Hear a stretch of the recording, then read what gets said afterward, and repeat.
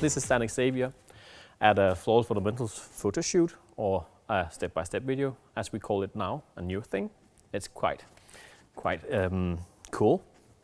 I'm from Denmark, been a florist for about 10 years. No, actually it's 11 years, I counted the other day. I have been lying all week. It's not a good thing.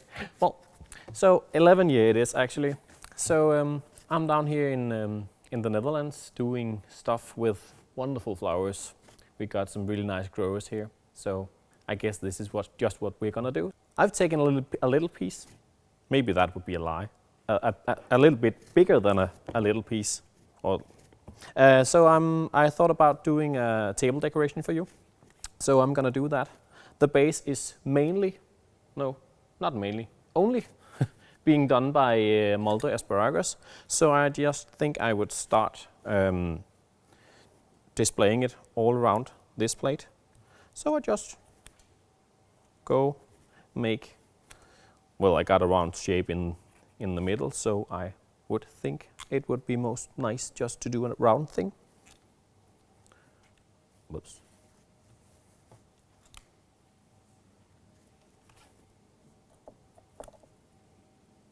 It was really nice. The other day we visited the grower who was doing this, and it was like, I would say if they could just add like fairies or something like that, it would be like an adventure.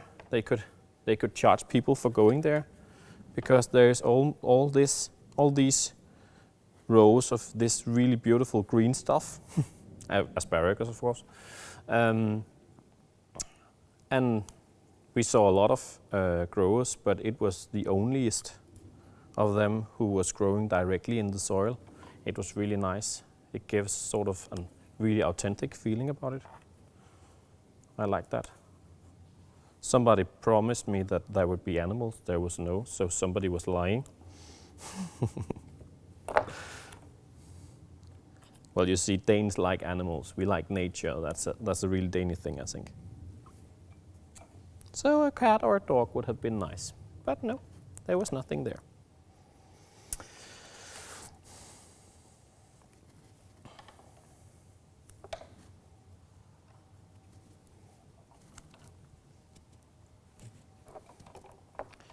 So what I'm actually thinking here is trying to do, like, you would call it a cloud maybe. So I'm just using a lot of asparagus just to get a nice even shape. And then we're gonna do something to it afterwards. It's gonna be fun. I would say in Denmark, if I was doing this in the shop, just ask one of the nice ladies working beside me, well, are you going to have any more babies? Because if you're going to do that, then please leave, because I'm using spray glue in a minute.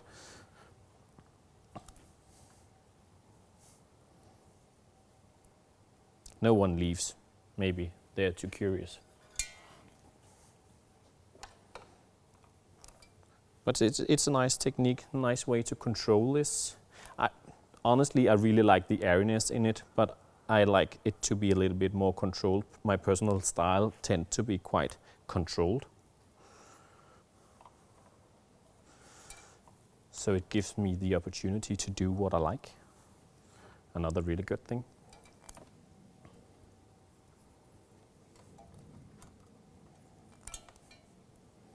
I asked them if they could do it without these thorns. Is it called that in English? I'm not quite sure. So it would be nicer to hold in your hands when you're doing it. He said, no, don't. That's just how it is. Well, I guess you can't always have what you want, even though I prefer that.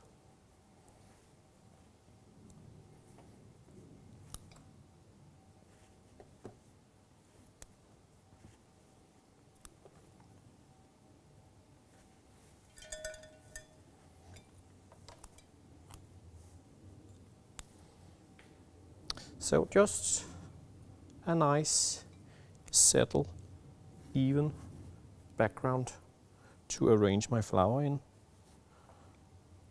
I'm not quite sure actually, but this type of asparagus just really gives me a really sort of oriental feeling. I don't know why, but it just really does. Maybe it's because it looks a little bit like pine, you know, those bonsai pine. It's nice. I love it. So trying to cover, well, most of my oasis.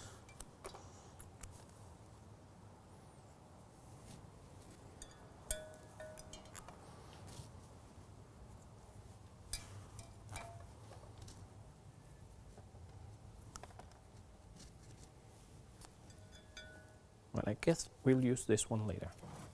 Just had an idea. Well, so I go on with my spray glue, just spraying like everything. Get a nice even layer on that. Let it damp off a little bit, because otherwise it would be really a mess. And then I'm just controlling it, laying it down flat.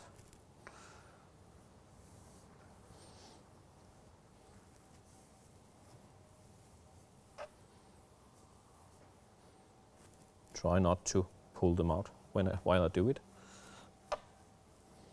And I use this technique for like loads of things. It's a really nice backside on a bridal bouquet actually.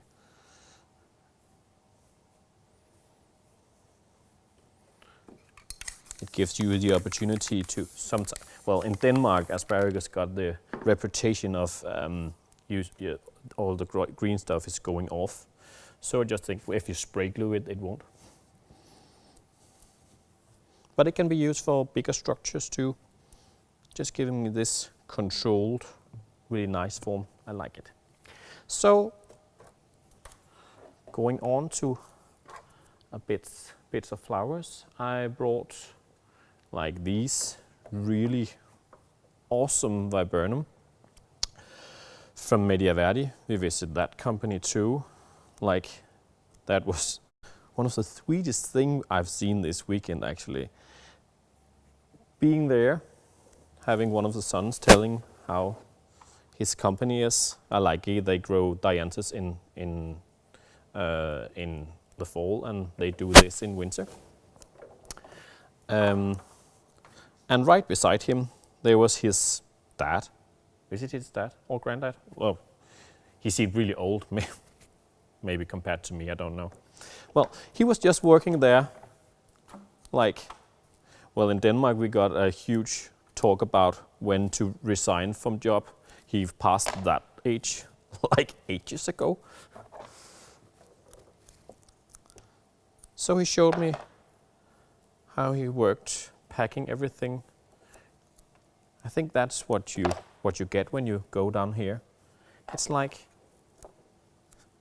you tremble into this huge, nice family, and they just grab you by the arm, hugging you in, supporting you. I'm trying not to do an emotional video here, since I'm always crying. Don't know why. Hopefully it's a good thing. It's not sad tears. But there's so much passion down here that we don't see when we haven't been here. So you should go.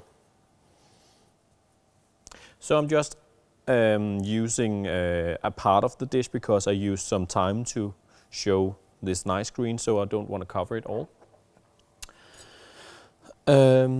So now I placed the Viburnum in my decoration, and I'm going on to this really awesome off-colored Lisianthus by Montana.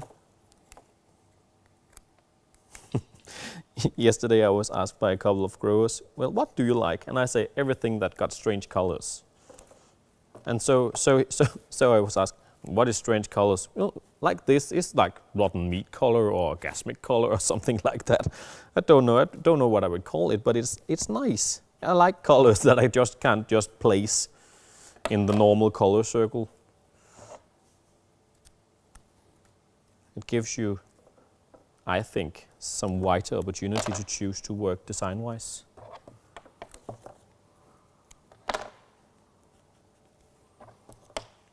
And the nice thing by adding the Lisianthus to this work is when you do the bulbs. They are the same green as the Viburnum, so it looks like you got the same flower. No, of course not the same flower, but the same color, but in different shapes. That was the floral teacher who was speaking to you there.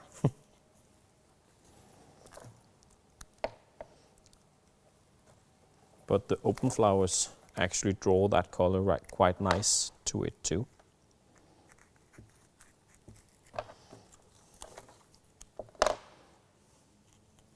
So I'm just trying to leave a little room for my last flower, my Cymbidium.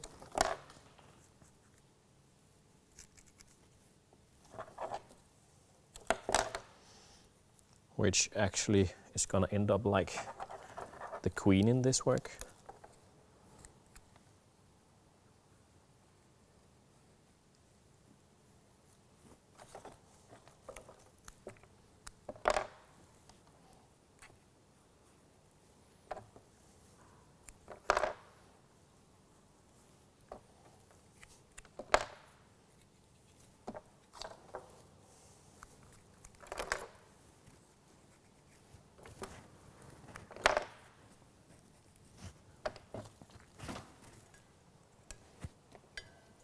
Look at this color. This is might not off-colored, but it's really, really, really nice. And it gives sort of a little bit of tension, a little bit of drama to this work. I like when I work with Cymbidiums to fold the back leaf on it, because it gives me a more open flower. It shows the flower a little bit better when I'm working with it, especially when I work low, as I do here. So I'm just clamping them in between.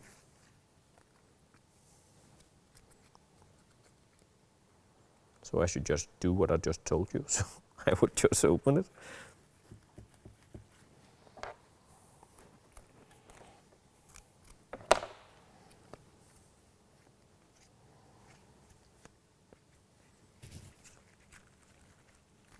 Trying not to damage the other flowers.